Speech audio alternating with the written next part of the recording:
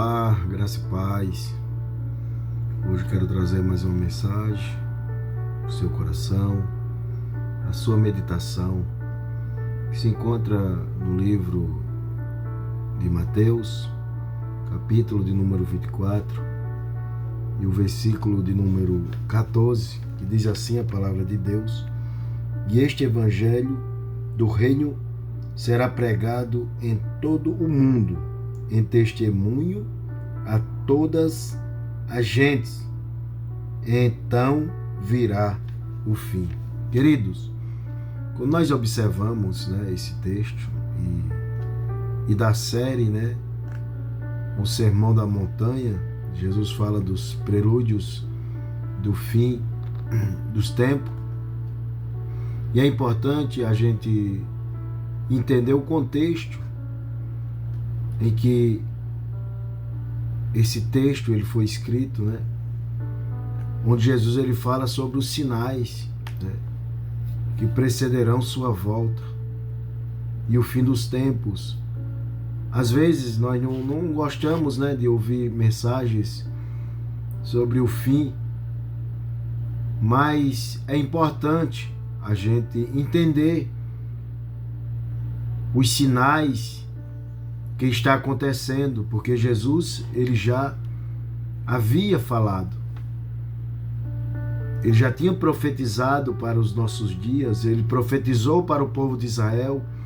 Se nós observarmos o capítulo 24, no início aqui, Jesus está alertando e os discípulos estão observando a grandeza do templo, e Jesus olha para eles e diz: não ficará pedra sobre pedra.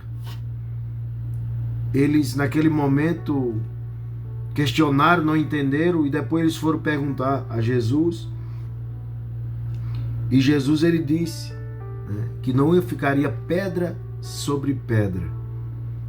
E essa profecia de Jesus ela ocorreu lá no ano 70 depois de Cristo, quando o Império Romano veio, cercou a cidade através do general ali da guarda ou do Império Romano, e destruiu o muro, destruiu o templo.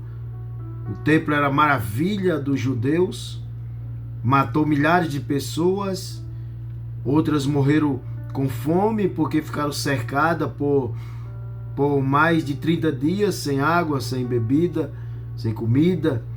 E Jesus aqui ele enfatiza a importância da evangelização mundial como um evento profético que acontece o retorno de Cristo, e ele vem chamar os cristãos à ação para espalhar as boas novas, querido.